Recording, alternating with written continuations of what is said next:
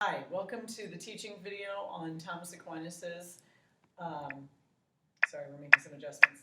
Welcome to the teaching video on Thomas Aquinas's treatise on law from the Summa Theologia, which is a much longer book, but we're looking at a few excerpts from that in order to see the progression really in ethical theory that arises from our differences in metaphysics. So with Plato, we saw an emphasis on the mind, the consciousness, as the human person, and we saw an ethics that came out of that. For instance, the notion that we have to emphasize education, not punishment. Then with Aristotle, we saw him defending the notion of the weakness of the will, which in Greek is akrasia, and I'll write that word here.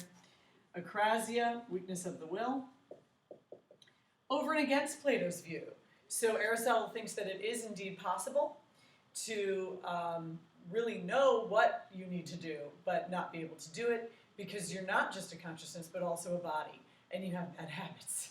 And so the bad habits will stop you from following through on the decision that you know is correct. Sometimes you'll even make the decision, but then not be able to actually do it when the moment arises. Then finally we get to Aquinas, and the thing that Aquinas does that's really helpful is he draws our attention to the notion of duties, of having moral duties. So with Aristotle, you see such an emphasis on character, which is so important, and Aquinas agrees that we have to develop our character, but you don't necessarily see certain actions that are just wrong. Aristotle says there are actions like that, but he doesn't really say why, except maybe that they're never good for you, like murder or lying. But of course, if I murder you, we might say that the thing that's wrong with that is not that it affected my character badly, right? That might be another consequence of murdering you, but we think that the thing that is really wrong with murdering you is that I violated you and I have a duty not to do that. So dealing with law, moral law, that certain things are required and certain things are forbidden. And then within the spectrum of those things that are allowed or required, you can do them well and develop virtue as well. So Thomas Aquinas is a virtue theorist. He is an Aristotelian, but he's a Christian Aristotelian. And so we're going to talk about his notion of being and goodness that we looked at in the very first couple of pages of the packet.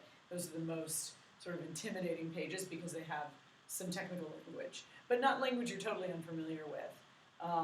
Potentiality and actuality, for instance, are words that we talk about in Aristotle as well. So let's talk about being and goodness. Aquinas' meta-ethical thesis is that being and goodness are the same. They're the same in reference, but they're different in sense. So that can kind of be a parenthetical point. Different in sense.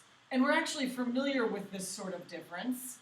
For instance, if I talk about the morning star and the evening star, I'm talking about Venus. So they're the same in reference. But obviously the morning star and the evening star will have different indications in poetry. So they have different sense or tone to them. He's saying the same thing about being and goodness. So this is not exactly a correct chart, but it's pedagogically helpful. Over here we have non-being, and over here being. And usually we think of these two things as a matter of being one or the other. It's an either-or proposition. You either exist or you don't. However, and that's true. That's how we use the word being. If something has being, then it exists. And of course, we know from Aristotle that things exist according to the kind of thing that they are, according to their natures. And so that's right. But there's another way of thinking about being that gets at the sense in which you can exist more or less. And by more or less, we actually mean well or badly. Okay, so if you exist as the kind of thing you are, you can, as a human being, do that well or badly by choice, and we call, if you're doing it badly, we call that moral evil. So you're behaving in a way that is not consonant with your full, flourishing human nature. Now, of course, other things can also develop badly, but they don't choose to do it. So, for instance, a plant or an animal can get sick, etc., and not flourish. That's just natural evil. That's not moral evil because it's not chosen. So if we look at our chart again, then we see that on the one hand, you can pop right over from non-being to being. We might think of that as the moment that a person comes into being, or if you want to think of Adam or something like that as coming into being. Or we can think of moving along a spectrum of being towards full being. And I'll call that flourishing. Okay? And so the idea is that right here, and let's just take Adam as an example. We're not concerned about the historical reality of the story, but we're just concerned about the meaning there. We see Adam then as being really not a person, just a lump of clay, and then God breathing life into him, and he pops into being. But he hasn't done anything yet. He's full of potential. Okay, so on this side of the story, we have a lot of potential. And look at that word potential, potency, power, right? But we move along the spectrum towards actuality, making those powers real or realizing your abilities, powers, capacities, however we want to talk about that. So what does God tell Adam to do? Farm, take care of the garden, name things, have a relationship with another human being, etc. Those are all parts of what it is to be a human being, and then of course ultimately for Aquinas, because he's a Christian, having a relationship with the Creator himself. Okay? So we see then that when we use the term goodness, we actually are referring to a thing's existence, but we're referring to its existence in a way that admits of degrees, that you can exist better or more. And the way that I often explain this is to think of an example of someone who you feel is kind of almost a shadow person, someone who's perhaps full of potential, but they're not living, they're not doing anything with it, they're just hanging out. I was just talking to a colleague the other day about the way that some people behave when they retire. They just sort of sit in their chair and kind of rot away. And it's not that they don't have the ability to go out and do things and have a full life, but they're just not doing it. And so we see someone like that as kind of living a half existence or half living, right? We say that's not a life, or we have different ways of expressing ourselves. And then, of course, if I'm going to do that, I'm not going to be moving forward at all. And there are some things that I can do, including things like just sitting in a chair, that actually make me move backward. And what I mean by moving backward is that we're doing things that are actually destructive to our nature. And of course, if we're already Aristotelians, we know that every little decision we make either leads to the flourishing of our nature or the destruction of our nature, or at least the temporary ruining of our nature.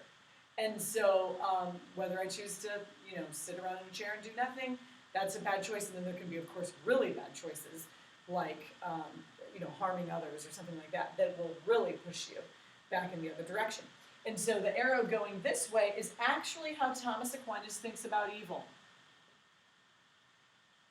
And this is consonant with the Christian notion of evil, coming from St. Augustine.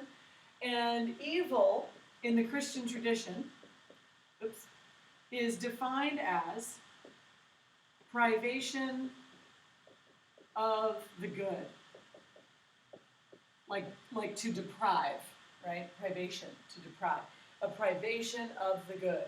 So what does that mean? That means that evil is not actually an entity, or we could use Aristotle's term, substance. Evil is not a substance. There's no thing you point at and say that's evil. And we know that we can't do that in Christian theology or philosophy because in Genesis 1, the Bible states that God created everything and declared that it was good, okay, and wanted it to be fruitful and multiply. And actually that phrase, it is good, was repeated many times in that chapter, 6 or 7 times. So everything that is in creation is good in its nature. When it pops over the line here, the fact that it exists is a good thing. And the nature that it has is good and should be enriched, moving the being towards flourishing. Okay? So, evil is nothing but the lack of that. It's nothing but the failure to move in that direction, or anything that steals or kills or destroys or ruins a person's nature and flourishing. Okay? So evil is very real, but it's not real as a substance.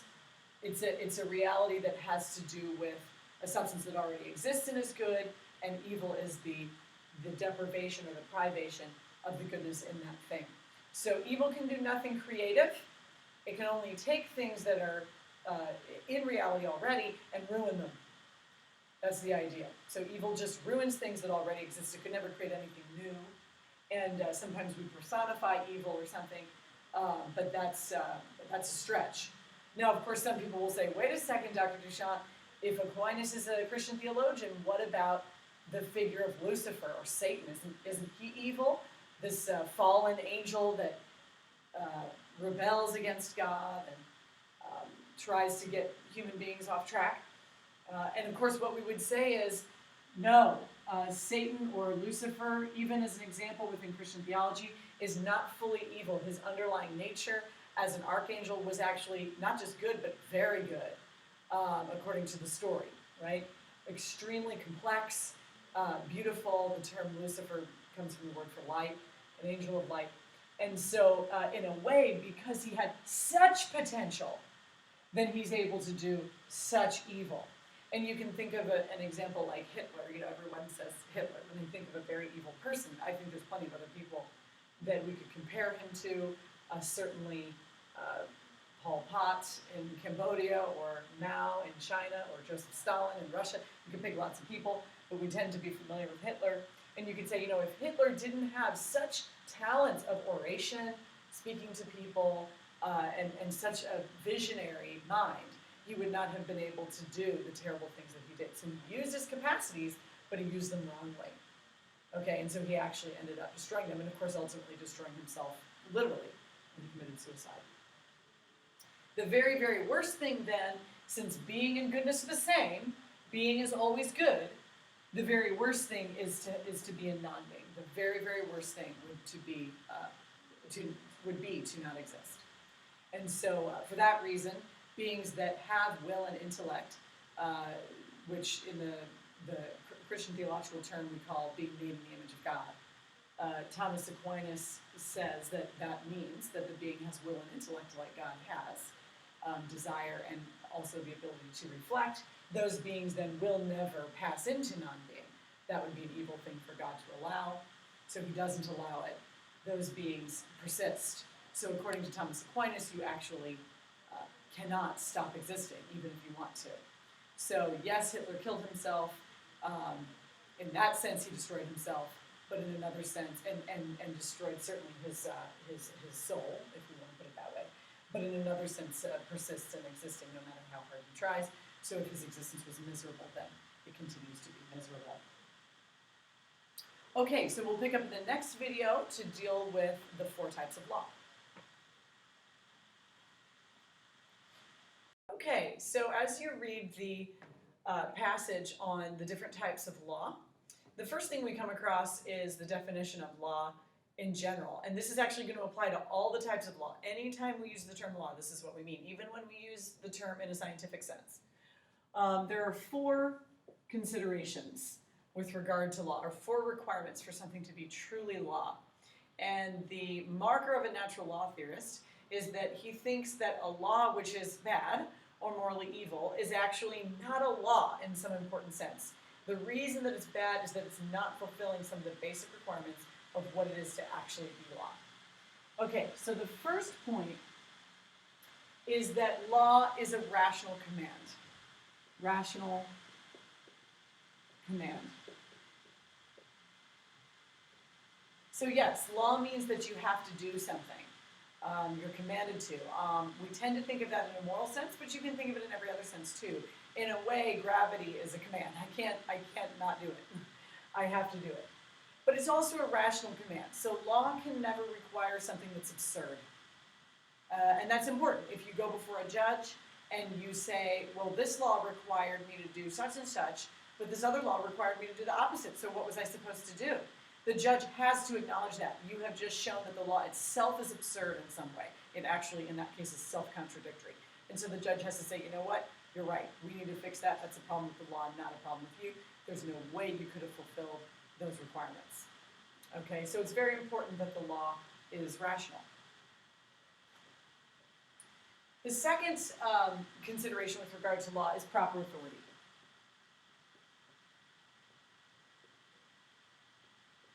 Okay? So proper authority deals with the fact that the law flows from someone who can enforce it. And we'll see when we look at other forms of law, ultimately the eternal law, the first and most important type of law, is enforced by God. He's the proper authority that it flows from. But then, of course, we can think of it in terms of our own actual systems of human law. If I declared war on Canada, it wouldn't really matter. I'm not able to speak for the American people in that way. I'm not the proper authority. So no one will pay attention to that. And then in our own history, we've sometimes questioned the validity of certain laws because they didn't go through the proper constitutional pathway in order to become law. So we say, well, that wasn't approved by the correct number of people in Congress or whatever. So those are all cases where the law loses its authority because it was established in some sort of wonky way. And we want to say that one of the requirements of law is that it flows from proper authority. The third is that the law is a matter of the common good. The common good. So the law should always be promoting the good of those under it. And we want to be very careful with the word common. Common in Aquinas' sense means all of the individuals, each, right? So I'm just going to write the word each here. And the reason I'm going to do that is because in the modern world, we tend to be utilitarians. And utilitarians take the good into account. But what we do is we take an aggregate good into account. So we say, this will make people in general happier, even if a few people aren't any happier. But for Aquinas, it's important that the actual good of each is forwarded by the law, which means that he'll have to account for why, for instance, punishment for a criminal is good for the criminal. It has to actually apply to each person. And we also want to look at the word good here. By good, we don't just mean that your preferences are satisfied, which is what we tend to mean nowadays. For Aquinas, the good is an objective good. It has to do with your human nature, the movement of your nature towards flourishing, and ultimately towards God. So it's the good, the genuine good of each. So a good example of a violation of this third requirement is cases in which the law seems to do something which is beneficial for one group, but is actually at the expense of another group. So a good example from our own history would be the Jim Crow laws. There you have a case of white people apparently benefiting, whether or not that was a real benefit is of course controversial, but apparently benefiting certainly at the expense of black people in America. And so that would not be for the common good. You're not taking each into account. You're benefiting some at the expense of others. That's always a big red flag. Another example might be the fact that in the 30s, when Adolf Hitler was voted into office, one of the first things that he did is say that Jews could not own guns. Well, if you want to say that everyone could not own guns, that might be a different story. But he didn't say that. He said only Jews, right? So he picked out a particular group and pointed the law towards them. So one of the things that comes out of this third requirement is the fact that we note that the law applies generally. It applies generally, okay? So we don't pick out groups and make laws about groups. We make laws about everyone. And the only exception to that would be cases in which the nature of the person is genuinely different. So, for instance, children have not reached an age of full voluntariness, and so we don't mind having special laws with regard to them. But it would be very strange to have special laws based on something which is not genuinely different, such as race or something like that. It doesn't change the functioning of the person. Okay, and then finally, there's a fancy word here, promulgation. And promulgate, if something is promulgated, it means that it's made known, to make known. This is also very important. So if we're going to talk about God's law, for instance, then it's important to Aquinas that God's law is made known to people by God. If it's not made known to people, then they can't be responsible for it. Similarly, if Congress doesn't make their laws known to people, then we can't be held responsible for them either because we didn't know they existed. In ancient Rome, there was an emperor named Caligula who would write laws very tiny on a little piece of paper and then stake them onto a 60-foot pole. Then he'd start arresting people for breaking the law. Totally unjust, right? You can see immediately what's wrong with that. You're passing laws, but you're not passing them in a way that's effective so that people can actually obey them. So it's unjust then to punish people for disobeying them, since they really aren't. They didn't know about them, so they didn't know that they were disobeying. Okay, so those are the 4 elements of law. It's a rational command. It flows from proper authority. It has to achieve the common good, or at least attempt to achieve the common good, and it has to be promulgated. Now we need to talk about the 4 types of law. Eternal law is first. And of course, the word eternal, at least understood in the philosophical Greek sense, means that something is outside of time and space, that it has no beginning and no end. It's always existing. So, of course, anytime the word eternal is used, we're really referring to God. He's the only being who's like that, according to Thomas Aquinas. And so this is really the law that simply flows from who God is. So we might call it something like the mind of God.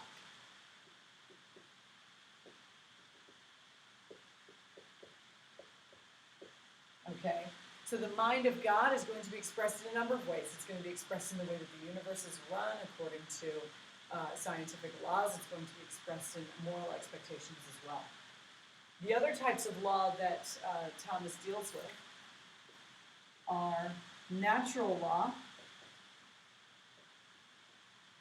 and divine law. In your text, I'm using the term divine law to refer to the wording in your text as the old law and the new law. So the divine law can be divided into old and new, and all Thomas means by that is the Old Testament and the New Testament. Thomas Aquinas understands the Bible to be a progression of God's making himself known to human beings. And so the old law is a kind of education, teaching you the general characteristics of God or godliness. And it's leading to the ultimate goal of the new law, which is the law of love, where your good actions flow from the inside and not merely through external obedience. Okay, so that's just his reading or his understanding of the Bible. The natural law, by the way, the divine law comes through revelation, through prophets. Okay, revelation just meaning to be revealed by God. The natural law, on the other hand, does not come through revelation, it comes through reason. Thomas thinks that we have an intellect, that's part of what it is to be a human person, the imago Dei, being made in the image of God. And one way that God communicates to us is simply by having reality the way that it is and giving us the sorts of minds that can understand it. So the natural law is something that I arrive at by applying my reason to thought and experience of the world. Okay? So natural law is going to include lots of things, but for our purposes, it's going to include certainly all moral law for human beings. And then finally, human law.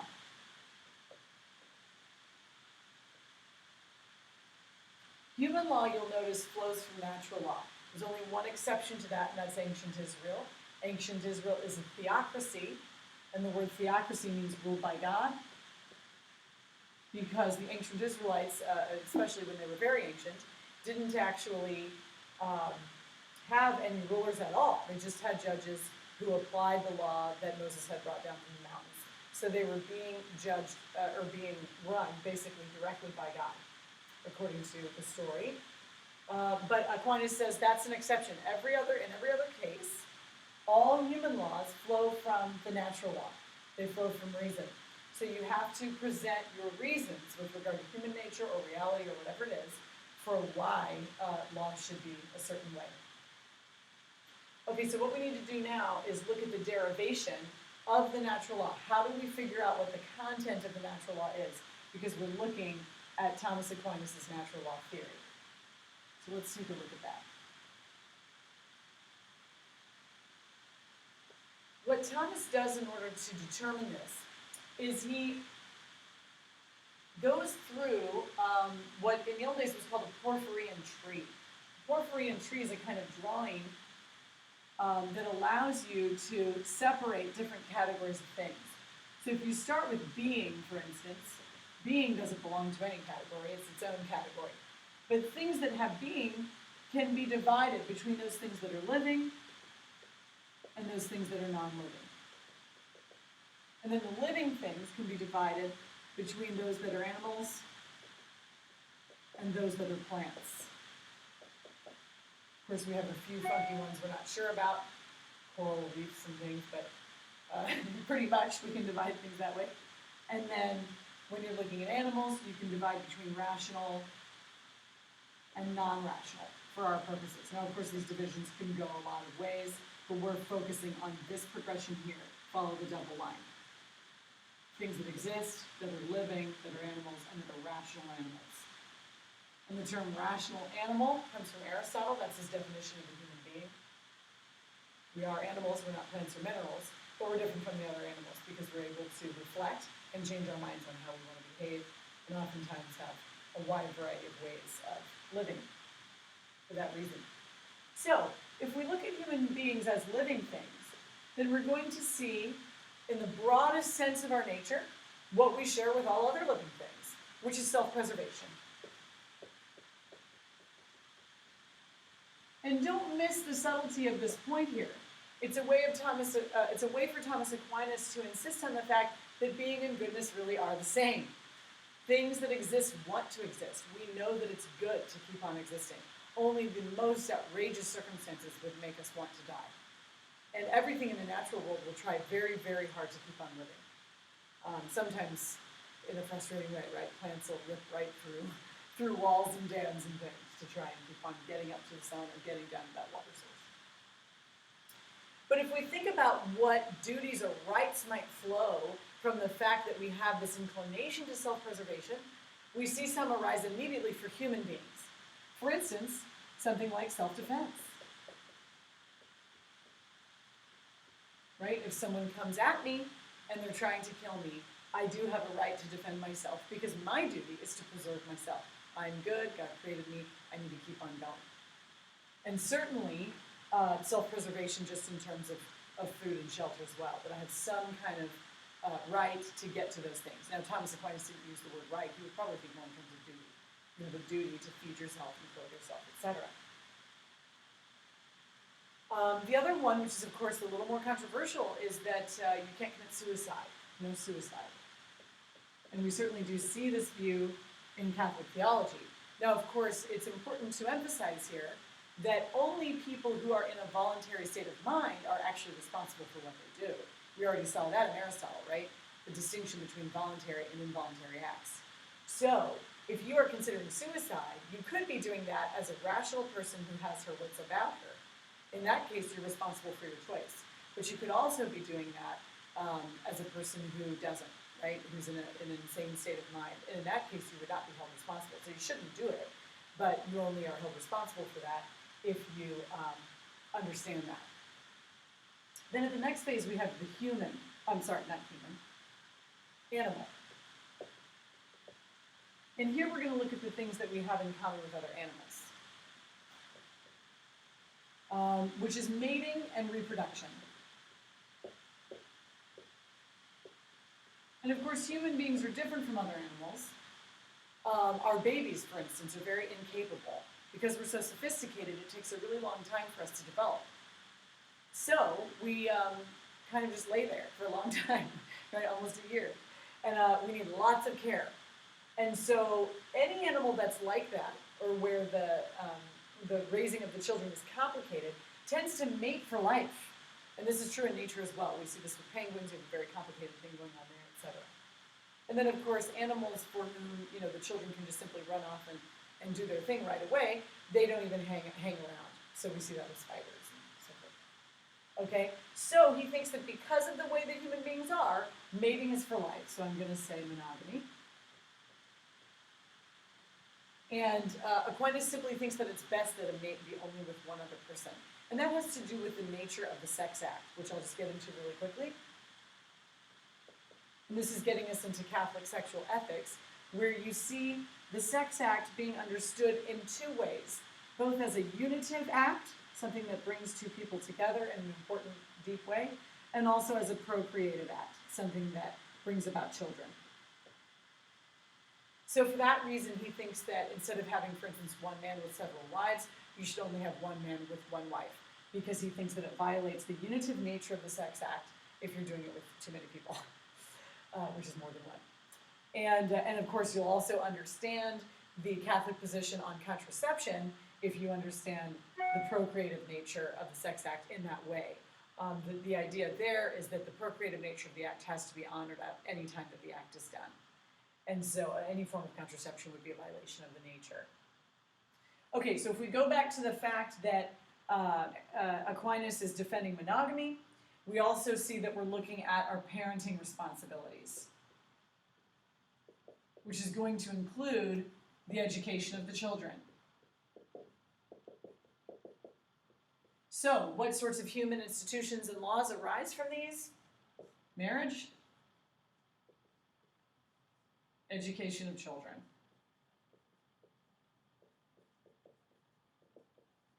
And he also notes that although there are a variety of ways for this to be done all over the world, everyone does do it. Everyone does have some form of marriage, and everyone does consider parents to be responsible for their children to some extent, although some societies are more communal than others. And of course, we could get actual human laws out of this as well. For instance, the law of negligence. So if you're negligent towards your child, it's the parent that's held responsible if the child suffers. Then finally, and actually just to give us some room, I'm going to erase this. Finally, we want to look at the rational nature. And insofar as we are rational beings, Aquinas says that we desire knowledge and we live in society. We desire knowledge and we live in society. Human beings are social animals, just like, well, the term social animal can also be applied to lions or bees or something like that. But human beings aren't social in the same way. We don't just, like drones, go into our role, right? We can actually sit down and reflect and think about how we want to organize our society, and we have a number of ways of doing that. So our social nature is deeper and reflects more our intellectual nature than other animals that are also social. And of course, our sociality is ultimately based on our sexuality. The fact that human beings do live together for long periods of time in order to raise their children, and extended families as well.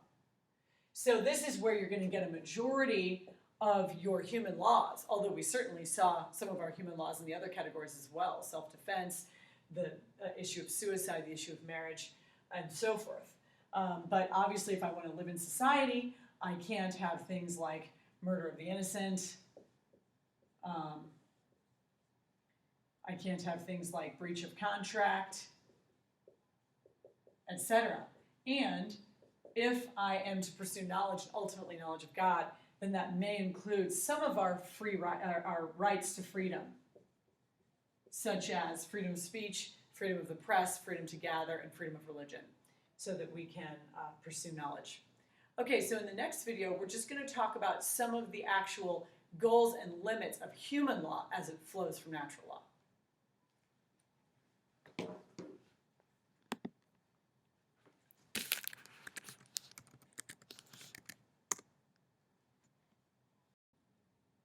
Okay, so we're talking about the human law in Thomas Aquinas' natural law theory, his treatise on law.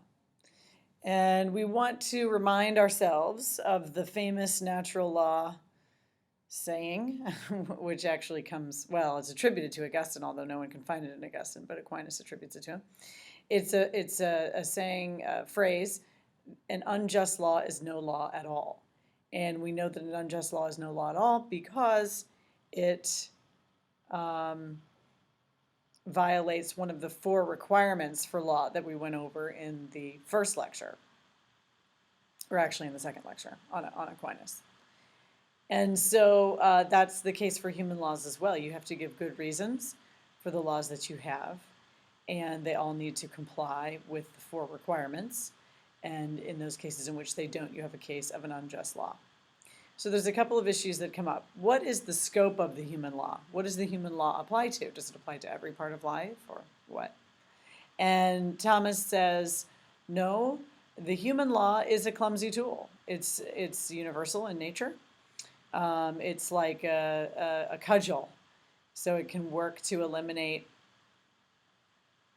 certain kinds of evils, but other kinds of evils require a scalpel.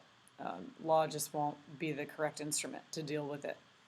And so he says, what does law deal with? It only deals with more serious wrongdoing, particularly wrongdoing that harms the social fabric, that harms your relationships with others, because he sees that as the role of law, as dealing with justice, which is our relationships with others. And he says, be careful not to make a law about every single thing, because there are things that are evil, but in the metaphor he uses is that in pulling up the weeds, you will pull up the flowers with them. If you can understand that metaphor, right? Lots of good activities will not be able to begin because there's a law that's trying to get people to avoid a certain bad activity. And one of the examples he gives is prostitution. He says prostitution, of course, is morally wrong. It's not desirable in any way, but it might be the kind of thing that we actually don't make a law against because we sort of know that it's going to go on, and there may be worse consequences from making the law and trying to enforce it than there are from trying to address the issue of prostitution in other ways. He also says that you can't make people really good through law. So law is certainly to discourage vice and encourage virtue, but the vast majority of human beings are not going to be totally virtuous. They're going to be continent, according to Aristotle's terms, right? Strong-willed. So they'll be the kind of people who generally do the right thing, even though they kind of wish they didn't have to. Very few will be actually vicious. That the law has to deal with them most of all, and a few weak-willed people. But people who are genuinely virtuous are always rare. It's difficult. It's a difficult thing to achieve. And so we don't try to make everyone virtuous through law. That would just be an unrealistic goal. Now, if everyone's going to become virtuous through some kind of miracle having to do with religion, that's one thing, but that's not something that's going to be accomplished through law. So through human law, right? So the goals that Thomas has for human law are quite limited in that regard. He also says that human law has to be possible according to custom.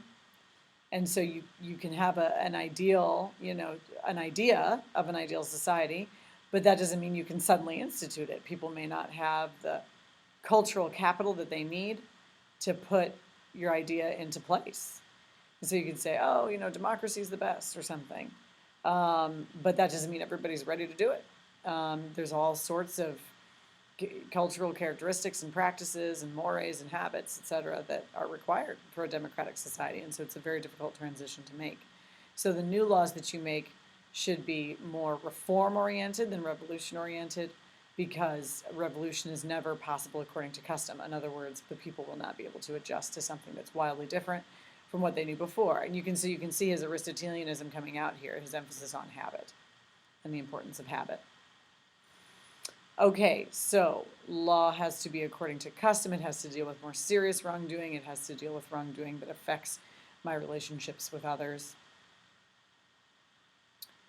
And we don't try to use it to achieve perfection or perfect virtue. Just a note here, Aquinas also doesn't really have a political theory, and actually you could say Christianity doesn't really have a political theory. I don't even think that that's controversial. I think most Christians would admit that it's as a religion, not recommending a particular form of government. Now, of course, it may recommend particular laws, obviously, particularly if they overlap with the natural law. So you have certain things that are mentioned in divine law, like thou shalt not kill, that are also clear from natural law. And actually, most of the Ten Commandments are things that you can get from natural law. You don't even need divine law to know them. But Moses thought he might mention it anyway. So an extra motivator. So you can appeal to those sorts of values. But, okay, we're back. Sorry, technical difficulties there. So we were talking about the fact that Christian philosophy and Christian theology doesn't necessarily have a particular form of government that is required or recommended. And one of the reasons for that may be that Christianity as a religion was persecuted for its first 300 years. The Emperor Constantine became a Christian in, I believe it's 330 AD. And so after that, it was legal to be a Christian, but before that, it was not in the Roman Empire. So it would be a strange thing for Christians to sit around talking about how they should run the world when they can barely escape death themselves. So that may be part of the reason there. Or, and I think this is philosophically more interesting, they may feel that there can be a number of successful and good political forms that correspond to certain cultural practices, the level of development of a place, the size, the scale, etc. So Aquinas doesn't come down for monarchy or against it or anything like that, really. He talks about if you're ruled by a prince or if you're ruled in another way. However, he does say that the proper authority, the one who is in charge of the community, is the one who has care of the community. So there is a kind of republicanism in him. That is, that it is the good of the community that the ruler has to consider, and not simply his own good. There's nothing like, certainly not divine right of kings. You don't see anything like that until much, much later with the absolute monarchs in the 1600s, and it lasts for 100 years, basically. The divine right of kings is really an Eastern idea. It's not an idea that makes much headway at all in the West. Certainly you have the idea that God sort of ordains whatever's going on, but that's a general kind of claim. It's not about the particular ruler that's being chosen. And so that's important to keep in mind, that the natural law, with everything that we can understand about the way that we live according to reason, and the human law that we can derive from that and apply, could come about in a number of ways. So it's quite malleable. The theory is quite malleable in that regard. The focus is on the content of the law, not on the form of applying it. Within human law, you have things that are certain, that, for instance, that you shouldn't murder. And then you have things which he calls determinatio, determinations, things that become bad because we say they are. So, for instance, it's bad to run a red light. That's not in the nature of things. There's nothing about the color red that means that you have to stop.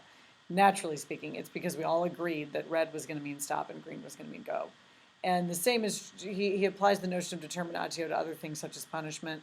There may be a spectrum between which it's appropriate to punish within natural law theory. But within that spectrum, there's different cultural practices that it's going to be relative to that culture. But you might say, okay, if I stole something and you put me to death, okay, that's outside of the spectrum. It doesn't fit the crime. But if you want to do, a number of other possible punishments, it could be, it could be prison, but it could be work. It could be a variety of things. So it's just going to depend on the society. And sometimes it's, even what they're able to afford, right? What they're able to do. So that's an important point as well. The most interesting thing I think about the section on human law is what Thomas has to say about civil disobedience.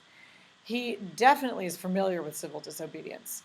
I think sometimes we can wrongly stereotype medieval people as being ignorant. Aquinas is living in the high Middle Ages, the mid-1200s.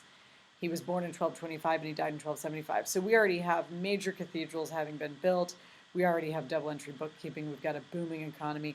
A lot is happening. We're sliding towards the Renaissance very quickly. Dante is going to live just after Thomas Aquinas. He actually bases his Divine Comedy on Thomistic philosophy. He's writing in 1308. So a lot is happening at this time. There's a familiarity with a lot of different things. And so it's important to know that Thomas is, he's not a slavish person at all. He's certainly familiar with lots of different systems and lots of different forms of protest against a government. And actually, his familiarity with civil disobedience comes from the Bible. There's lots of cases of civil disobedience in the Bible because the Jews were often ruled by other people. But the Jews have a very strange religion. They think that there's only one God. And that's actually, they're the only ones who ever thought that. And the only religions who continue to think that come from Judaism, with only one exception that I know of, and that's Hare Krishna. And so the idea that there's only one God means that you can't just pay fealty to any other gods. I mean, even if it's inconvenient. So if you're under, usually it's the emperor calling himself God, and oftentimes saying you have to bow to my statue, or you're not allowed to pray to your God, or something like that. Remember that pagan gods are gods of the city. You have gods of a particular place, and then other people have their gods. So there's no concern about whose gods are real or something like that. Everybody's gods are real. The gods are specific to that city. But the Hebrew claim was very odd, and that is that their God was like the God, the creator God, and that all the other gods were sort of fakes, or just bad. So you have plenty of times. There's a story of a prophet named Daniel who prayed, even though he wasn't supposed to be praying to God. He continued to pray, actually, even in secret. He didn't even flaunt it, but he was found out and thrown into a den of lions. There's another story of some friends of his, Shadrach, Meshach, and Abednego, who wouldn't bow to the statue of Nebuchadnezzar. So there's lots of different stories, and they were thrown into a fiery furnace. So you have lots of stories of civil disobedience, and they don't end well, although actually they sort of do end well through miraculous means. But the point is that the people themselves had to be willing to die to commit civil disobedience. So one of the things Thomas is sure of is that if the human law is unjust and is requiring you to worship wrongly, in other words, it's requiring you to violate the divine law, you must disobey. You don't hesitate. You don't think about it. You don't weigh your options. You just disobey no matter what the cost. So civil disobedience is actually required in that case. Now, it doesn't mean that you go light Parliament on fire or something like that. You just simply go ahead and do what you're supposed to do in terms of your proper worship, and you don't do what if you're being asked to do if it's inappropriate, and then you take whatever consequences may come. But what if the human law violates the natural law? Well, this is going to happen quite often. Even though we have reason to perceive what the natural law is, we don't often use it. And we don't observe what really is good or what has genuinely good consequences, etc. And so we make laws that actually violate the natural law. This can happen all the time. You can think of examples from our own society, laws that are for the good of the corporation who was in bed with that senator or something like that, right? And so it's a you pat my back, I'll pat yours, kind of deal. And so oftentimes we have cases where, there's a law that's not for the common good. Do we rebel? Do we commit civil disobedience? He actually says we're not sure. It's a matter of prudence. And the thing that the prudent person has to decide is, prudent meaning wisdom, the wise person has to decide, he has to balance the damage that is done to the society by the civil disobedience, because there is damage that's done. You do undermine the authority of the government whenever you challenge it. I mean, you do. And there's a lot of benefits to living under an orderly government. Even if the government isn't that great, having a government, Aquinas thinks, that will defend contracts and do things like that is very important for human cooperation. If you don't have any enforcement, it's really difficult to move forward. And oftentimes, actually, you'll see societies that don't have governments or not ones that are involved. And what you'll see arise there is a mafia. You'll see a kind of form of government, but it's one that is thrown together by the people. And the point is that somebody's got to defend these contracts, right? There's got to be somebody to make sure that agreements between people are carried out. So you don't want to just undermine the authority of government lightly. On the other hand, the bad law itself could be doing a lot of damage. And so you need to the common good. So the wise person balances the considerations of how much damage is being done by the bad law versus how much damage is going to be done by your civil disobedience. And if your civil disobedience is going to cause more damage than the bad law is causing, then you shouldn't do it. But if it's going to cause less, then you should. And a good example of this is Martin Luther King Jr.'s letter from Birmingham jail. In that letter, he actually goes through his arguments for marching in Birmingham without a permit. So he was breaking the law when he marched. He wasn't given a permit. And he did go to jail. But what he says is that the discontent over the Jim Crow laws had reached such a point, it was a kind of boiling point, and that the black population, their consciousness had been raised about the injustice against them, and they were getting angry. There was hatred towards whites because of the oppression, which is fairly natural, and so under the circumstances. And so he says, look, this is just what's happening. And frankly, his opinion was, and I think most people would agree who know the facts well that were on the ground at that time, that most American cities were on the verge of race riots. And he says this. He says, this is what's going to happen. The lid on the pot is shaking with the boiling underneath it, and it's about to blow. And so what he argues is that marching without a permit isn't too bad in terms of undermining the law, but the release that it will give to people in terms of feeling that their voice is being heard, that they're doing something about it, and of course, from his perspective, the guidance, right, in how to go about a civil rights movement. That was very important, that he was nonviolent in his approach, and he came to serious disagreements with other black leaders like Malcolm X over that, right, that he wanted it to be nonviolent. And so guiding people, angry people, in how to go about making their complaint in a nonviolent way, all of this was of such benefit, and the law was doing so much damage, where the undermining of the authority of government was going to be fairly minor. Now, he admits that it was dangerous. He admits that people could have started fighting. It was a very hot day that day. A lot of people thought that there would be violence. There was not. I mean, there was violence against the protesters, but not between any of the protesters and anybody else. The protesters remained nonviolent throughout. But he admits that it was dangerous. That could have happened. But when compared to race riots in every city, he felt that it was justified. So he's taking a totally Thomistic line in defending his civil disobedience. As a matter of fact, he opens that letter with the quote, an unjust law is no law at all. I recommend to everyone to read the letter from Birmingham jail if you haven't already. It's quite good. So I just wanted to outline some of the things about human law that allow us to see the role that it plays, the scope that it has, what it's able to do and what it's not able to do, and what we do when we're dealing with unjust laws, or in a sense, deformed laws that don't in fact live up to the definition of what it is to be a law.